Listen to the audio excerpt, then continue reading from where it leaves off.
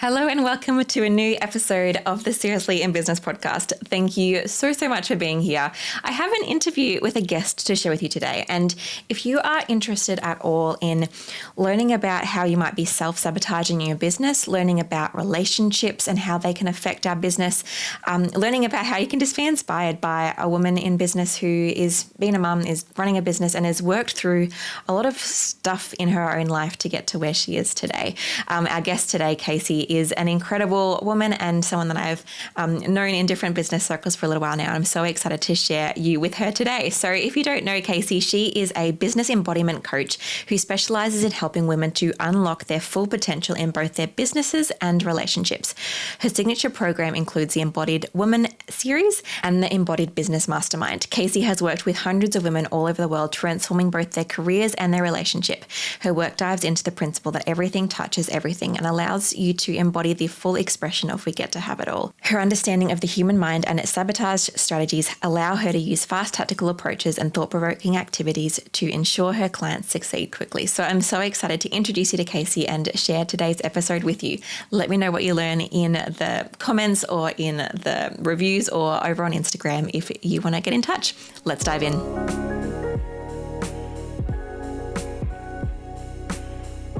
Yay. So welcome, Casey, to the podcast. Thank you very much for being here. You and I have kind of crossed paths for a little while now, and it's kind of nice to finally have you on. Thanks for coming. I am so excited to be here. So thank you for being like, yeah, I'm here for this. So thank you. Let's do it. Let's make it happen. So the question I love to ask all of I always say listeners here, but it's my guests, is I would love, actually, listeners, feel free to chime in at all. I'd love to know your reality as well. But for you, Casey, what does an average day in your life look like as a mum, as a business owner, as whatever other hats that you wear? Like, what does an average day look like, knowing that days are rarely average, but something in the middle? Yeah, well, I'm one of those lucky people who only work like 3 days a week, and I work at very minimal hours because I've been able to set my business up like that, right? But generally speaking, I'll speak from one of those days because they're probably the days that everyone wants to hear about.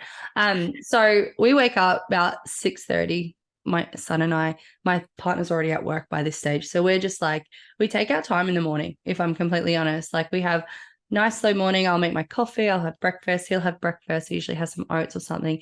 And then we'll just sort of play a couple games in the morning. And it's not like big, wild games. It's just like getting him in his creative zone because my son is 2.5, right? So if he's not in his creative zone straight away, he's literally pulling my house apart. So I'm like, okay, cool. What can I do? And sometimes, honestly, like it might look like putting Miss Rachel on just so he gets his games, but I can still get stuff done. But then once I've dropped him to school, which is about 7:30, that's when I go straight to the gym and I have that bit of me time first. Because I find when I'm not anchored into what I need, it then gets messy everywhere in my business. So I always make sure I do something for myself first before the day begins. And sometimes it's not the gym, sometimes it's sitting in meditation and just having a little bit of a practice with myself, or just like being here for me, essentially. Once a day begins, usually I will start with like a bit of a planning session for myself just to know where I'm at. And then most days that I'm in business, I am with clients. So I don't do clients back to back because I don't like to take the energy of one thing into another. And most of my calls are group calls now. So I'll usually have those. And then in between, I'll have a couple of breaks, have some food and some snacks. And then, but there's one day in the week, which is a Tuesday, which is my CEO day. So I don't take any calls on those days. And essentially that's my day until about 3:00, right? But my CEO day is where I'm looking at the vision, looking at where we're at, looking at the numbers, looking at what's really happening on a brand level, high level vision kind of piece.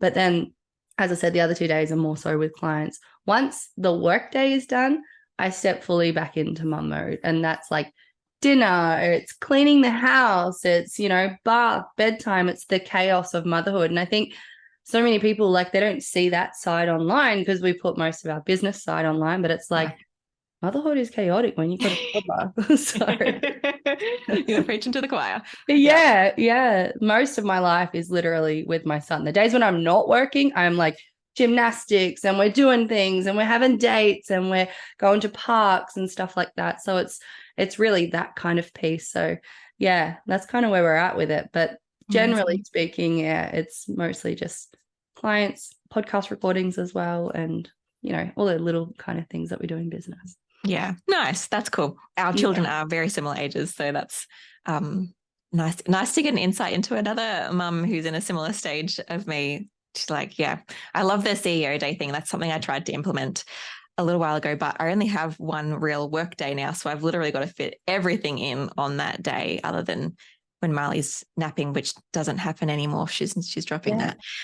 So it's like, okay, cool, but I have like a CEO time at like 10 to 11 in the mornings on a Tuesday. So I'm like, that's not long enough. You know what? It's not really working. I had to do that too when I was fully with my son, right? Like I'm very lucky he's in a great school now, so I do have the flexibility, but I feel you on that level so much because I was there and it was hard. Like, but I honestly think like when you see women who are deeply committed to their vision, they just find a way to make things work. Yeah. And it looks so different for everyone, and it looks so different for each person in different seasons, and it's allowed to shift and change, and you just find what works for you in this season, and then it'll change again, then you do something different again. And just always making time for those important things as much as you can. As much as you can. Yeah. I think too, like I had this complete unrealistic viewpoint of what business would be like with a baby before I had my son. And then having him, I'm like, whoa, okay. Like it's so different. But anyway, we're here. We're getting through it. We're doing it. You're doing it fine. It's great. It's easy. No, I'm joking. Cool. Yeah. Amazing. And so speaking of life and business, what has been your journey to get to where you are today in your business? Like, were you always running your own business? Did you start somewhere else and got over here? What has been your story so far? I'm ex-military and an ex-personal trainer. So I had quite a rocky childhood without going into that. So when I was like 16, I moved out of home and I applied for the military, and I just wanted to create so much safety for myself. So I was like doing all the things that we were told would give us a good career growing up in school. And anyway, about 18 months in, I ended up having a severe back injury through the military. So I was medically discharged, and I wanted to be back in so bad. Like for like 3 years, I kept fighting this, and I ended up with really bad, severe depression. And they classified me as MedCat 4, which is unfit for duty, never to return to service. So my first initial dream of being in service for humanity, of what I thought that was at the time, was completely crushed. And I just didn't know what my next move, what it was going to be. And then through the rehab journey of like deeply landing in what I needed for my injury, I sort of stepped into personal training. So that was my dream when I was in the military, to become a PTI in the Air Force. But obviously without that happening, we went deeper into that in my own personal life. And so I spent job to job before I got to that stage, like worked in car yards and those kinds of different roles. I was an apprentice chef at one point. Like you name it, I've probably worked in most industries. But when I landed in the personal training space, I was initially there for bodybuilding. That's what I was really good at. I coached women to get on stage and those sorts of things. And something just flicked for me. I was like, one day I was like, this is so unhealthy, like for me personally, because I had such a really bad relationship with my body.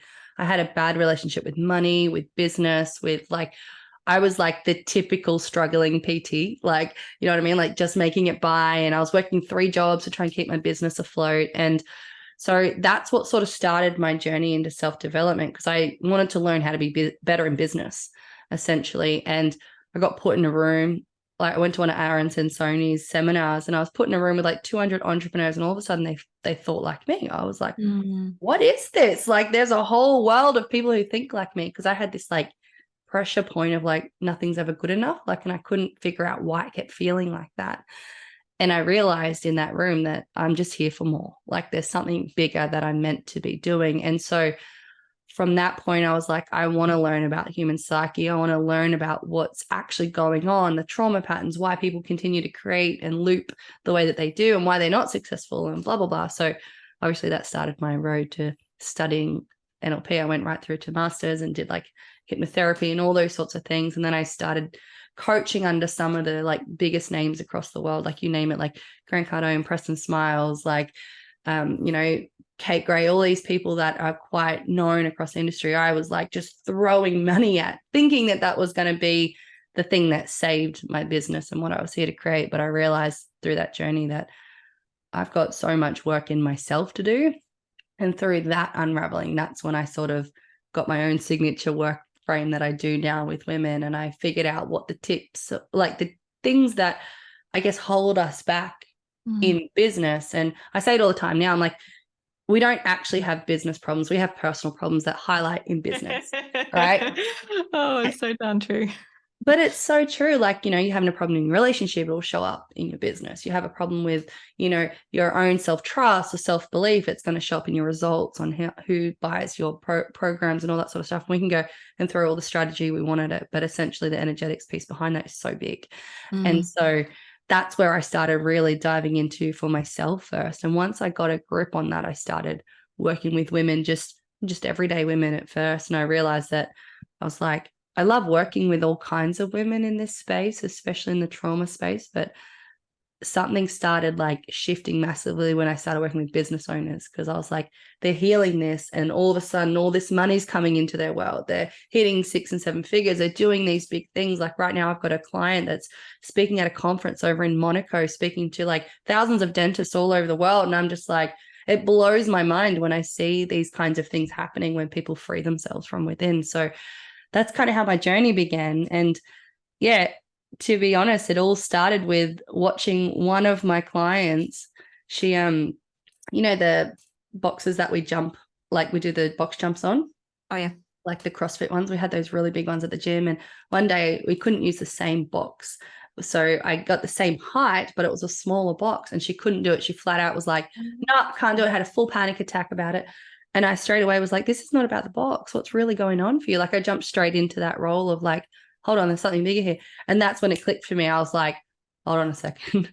This is what's happening for me in business. This is what's happening for my clients. I'm like, no one's just not coming to the gym because they are scared of it, like, or they don't know what to do. It's usually something that's going on internally. So yeah. Huge shift.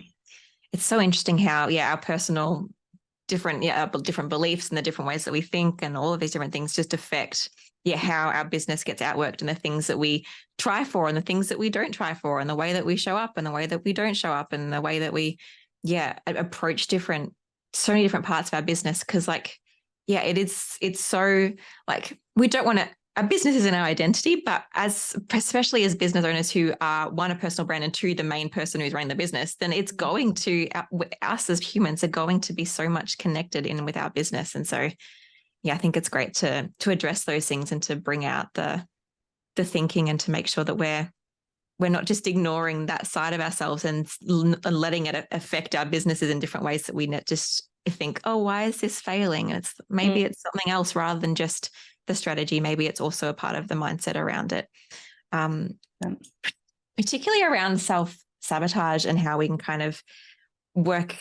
I guess I think I see that plenty of people self-sabotaging their businesses, and even in terms of like design stuff, of how people kind of look at their business and maybe they don't want to push into a certain part because maybe that'll succeed and maybe that'll be harder than where I am right now. Actually, I could probably think of 1,000 times where I've done this, where I'm like, I don't want my course to grow because then XYZ person will come in and then they might hate me and then they'll feel bad. And so I don't actually even allow myself to grow because I'm scared of all the outcomes. So do you see lots of examples of self-sabotage in your work?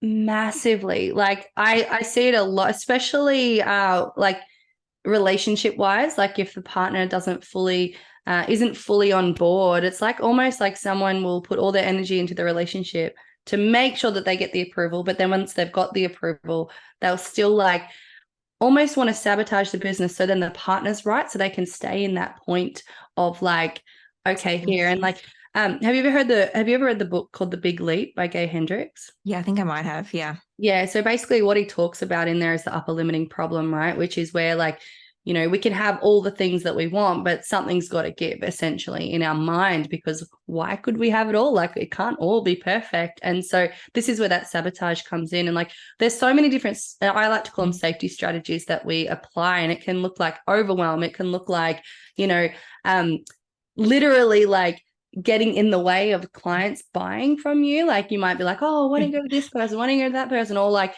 there's so many different strategies. Like procrastination is a huge one. But the thing that most people don't realize is under the self-sabotage, it's actually so much trauma. And the reason why we sabotage is because there's usually a core belief that we don't believe we're worthy of being the person who we know at a soul level that we're destined to be. And that's usually societal, like we are historical, societal, like human beings essentially that are taking all this knowledge from everywhere around us. And if we don't allow ourselves to actually choose what's the difference between our belief and an external belief, that intrinsic motivation that we have in like for ourselves dies because there's so much noise coming at us of who we should be. And every time we use the word should, we're attaching the word like shame to could, right? So it's like this identity of like, hold on a second, I said I was going to do this, so I should be this. And then we put ourselves in a box. And this is where most people end up with business because they're like, well, I should be like this. And I see it a lot like in the coaching industry and those sorts of things. And like, especially financially, like everyone's talking about how much money they're making and how they're doing all this sort of stuff, which it's amazing because I think women need to know that that's possible for them and very, very true. But there's the shadow side of that. When people aren't there yet, they tend to think that, oh, well, I've got to do it like them and I've got to do it like them. And they lose their authenticity. And when they lose their authenticity, that's when they usually turn to sabotage pieces because it's no longer a pull from their soul, it's a push from their ego. And that's when it shifts. Does that make sense when I say that? Yeah, it does. And so how do you feel like what are some, I feel like this would be a big process to work through as a human being, but are there some things that some great first steps for us to do to, I guess firstly even realize if we are self-sabotaging and realizing that actually maybe we want to stop that and then kind of taking steps around healing that? Oh, hello. I'm interrupting this episode super quickly to let you know that we have limited availability to work with the team at White Deer Studio. If you want done for you graphic or brand support, that means doing your graphics for you. Anything from bespoke social media templates to launch graphics or a full branding package, our team are ready to support you. Just head to whitedeer.com.au/design studio to find out more. That's the color white, the animal deer.com.au/design studio to find out more. We cannot wait to work with you. All right, back to the episode. The first question is like, it's kind of like it's not an obvious question, but it's one that you get to really sit with. And this is what I always ask my clients. Like, you know, they could be like, you know, deeply, deeply, deeply like in the middle of the biggest move of their life. And suddenly like they're distracting themselves with problems that happen in their relationship or something like that, right? Because their business is so important right now. How dare they put their energy into their business? Instead, they're going to go and have an argument with their partner, right? And so the most common thing that I always get my clients to answer when they're in a cycle, and look, it can be so many different safety strategies that we can use. Just to rattle off a few, there's obviously, I said procrastination, overwhelm. There is this identity that I've got this, right? So people just walk in thinking like, I'm good, I've got this, and then they're completely unprepared and they completely sabotage their business because they're not showing up powerfully. Right? There's so many different ones that we can hold on to. It can be self-doubt. It can be like, you know, not allowing yourself to actually hold the confidence that you know you have, right? But more often than not, it's usually because there's a part of them that feels safe in the previous identity. So what I always ask is like, what are you keeping yourself safe from in this moment? And more often than not, that one question of like, what are you keeping yourself safe from? They're like, oh, well, I don't know what it looks like on the other side if I actually do this. And so our unconscious mind, like this is where our masculine and feminine energy comes through, right? Because our feminine's like the creator, it's the intuitive, it's the part of you that goes, this would be an amazing idea. But the masculine is the one that puts it in place. The masculine is the physical representation of the feminine, right? And so that's the part of you that actually does the work and hustles and moves all the things. But if you don't have a blueprint of how that work like will evolve and the result that you're going to get, there's almost like a incongruence there because it's not a safety point yet. It's like if you've driven to the same store your whole life, right? And it's literally 200 meters down the road, you know exactly how to get there, you know exactly the time frame, you know the result that's going to happen there. It feels safe to go there.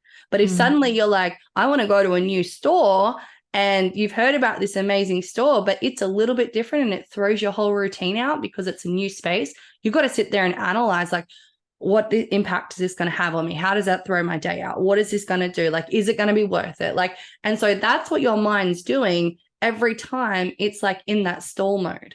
At the end of the day, it's like all of these things is like, okay, cool. What do you not feel safe in right now? Because that's where the hang up is.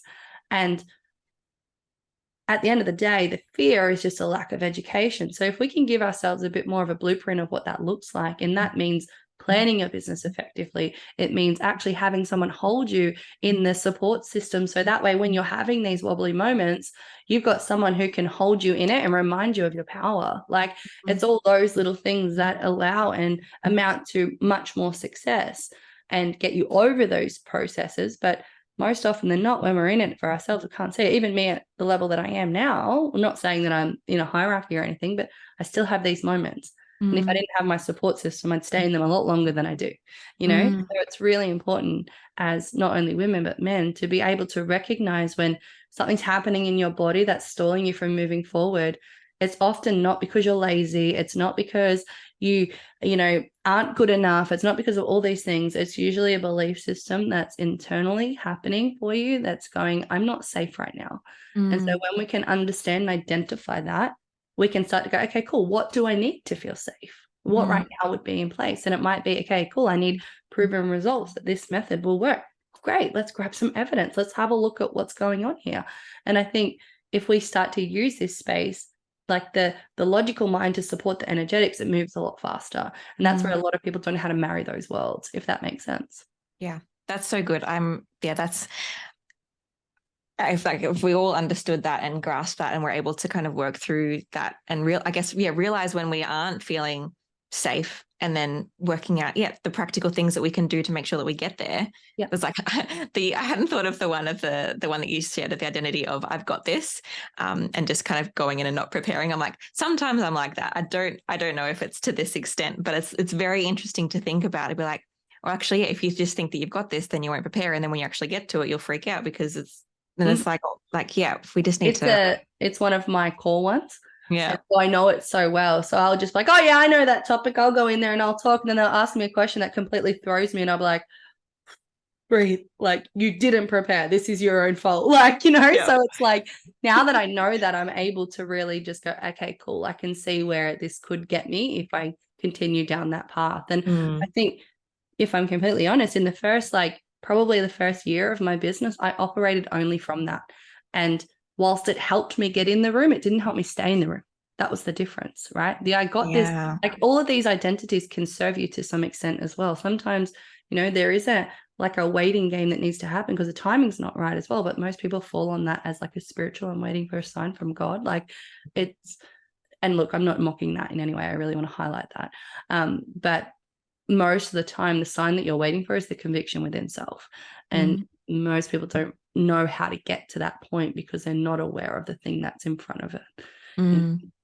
So the first year was like, oh, I'll just put this out. Oh, I'll just do this. Oh, I'll just do that. And I was like throwing spaghetti at the wall. And I was like, how the hell do I survive now that I've fallen pregnant? It just wasn't working. So yeah. No, that's interesting. I love that. Yeah, that point of some of these will serve you to a point, but then they're not going to always continue to do that. No, I feel that.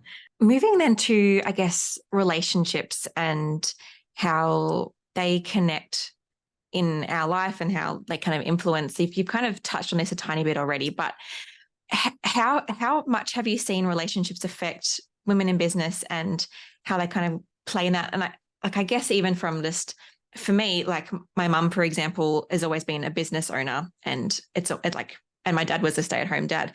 And so it was always in my mind, the woman works and she runs a business and it's really cool.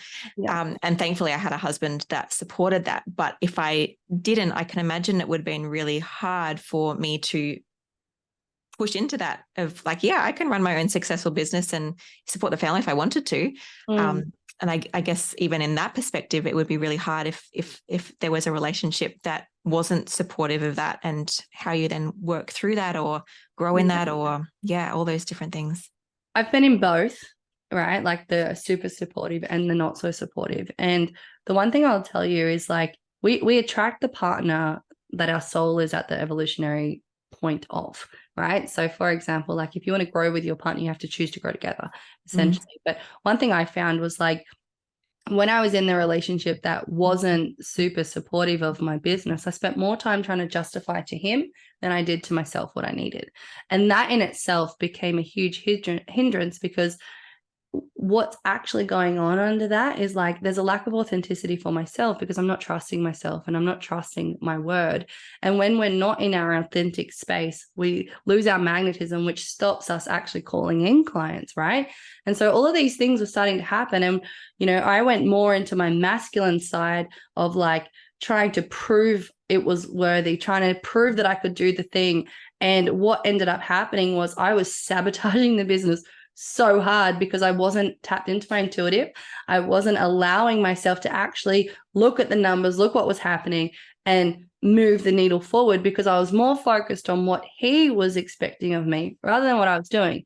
And that relationship ended up in a DV relationship. I went all through that kind of space with that. And I ruined my entire business at the time. Like I literally, because I couldn't hold it. I didn't have the body to hold that. And so I committed to doing a whole year of just healing for myself. And in that year, that's when I met my partner now. And the difference is worlds apart. A woman who is loved deeply and honored and valued for her presence and what she can bring, she will literally be able to create so much wealth with so much, like, you could even say limitations if you really wanted to. Like, I look at my life, I had a son, and the first year I had a son, like I literally downed my hours to like 8 hours a week, and I like put my income up by like 100 grand in that first year of having my son. So I think it's really important when we start to look at what actually happens, because I think at the end of the day, when you and your partner don't have an aligned vision, there's the part of the woman that naturally wants to be led. And when that feminine part isn't nourished and you feel like your vision isn't being heard, we start to act out from the inner child in our business rather than from the awakened woman who actually knows what she can hold. And so that's what I was doing essentially. A lot of women act out differently to get attention and approval, but essentially our core desires are approval, security, and control, right? And so when we don't have approval or security, we start to control things. And so that's what I was doing in my business. Whereas now being in a relationship where he's just like, do your thing, I'm here, I'm so supportive. My partner comes on retreats with us. And with that, there's been so much growth that's happened. Like the minute I met him, my business exploded because I was no longer trying to convince someone else of my worth because he's seen it. And so when I anchored into that for myself of being like, wow, I'm really worthy of this love, it all started coming in. So essentially every move that we make in business is how our nervous system responds, right? And so if your relationship is constantly throwing your nervous system out, you're going to make really bad decisions in business. Some women do it in a point of like proving to their partner. But if there's one thing I know is like what's done in love stays. So if you want a business that's really powerful, make sure that you're doing it from a genuine place of I'm here to serve, not I'm here to prove.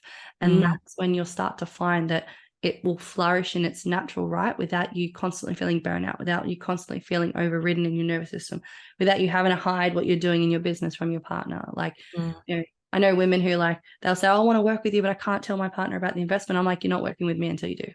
You just, it's just a piece of like such an integrity piece for me. I'm like, if your partner doesn't know the work that we're doing, you're going to hide this and it's actually going to cap your growth anyway. So I feel like if your relationship is the most sacred place, if you can't be all of you in that, you're damn sure not going to be all of you in your business. And that's what we get to really start looking at is like how you hold yourself in relationship will be how you also hold your clients.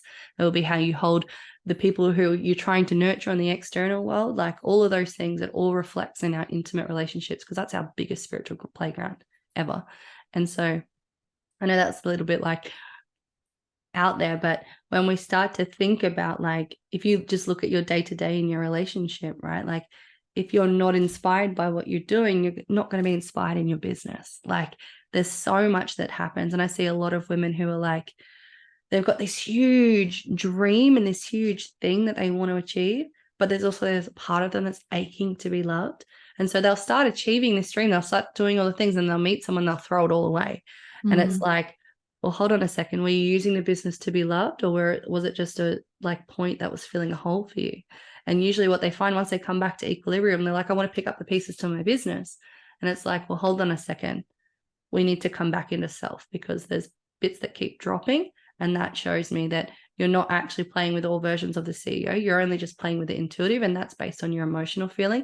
And that can be really ineffective sometimes if you only play with that, because far too many people mistake their intuition. They think their intuition is what's telling them to do things, but it's actually fear. Fear of missing out, fear of not being loved, fear of not being able to receive what we want to receive. All these things play out. So many intricate parts that all kind of work together and influence each other. And it's been really, really insightful. So good. Okay, let's wrap up.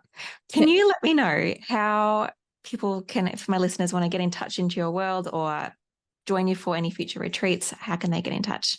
Yeah, so I'm really active on my socials. So it's just Casey Warwick on Instagram, Casey Warwick on Facebook. I'm more on Facebook than I am on Instagram, if I'm completely honest. Yeah, I've noticed that. Yeah, I've got like a huge following on Facebook, and Instagram is real quiet. So, but also on my website, you can find me over there at casewarwick.com. And I also have my podcast, The Embodied Business Show. So I talk about a lot of this stuff on there in detail as well. So how all the worlds marry together to bring you the vision of your life. So yeah, amazing. Well, thank you so much for joining us and sharing your wisdom and expertise with us. I have so enjoyed our chat. And get in touch with Casey if you're interested with more. Thank you, my love. Thanks for having me on.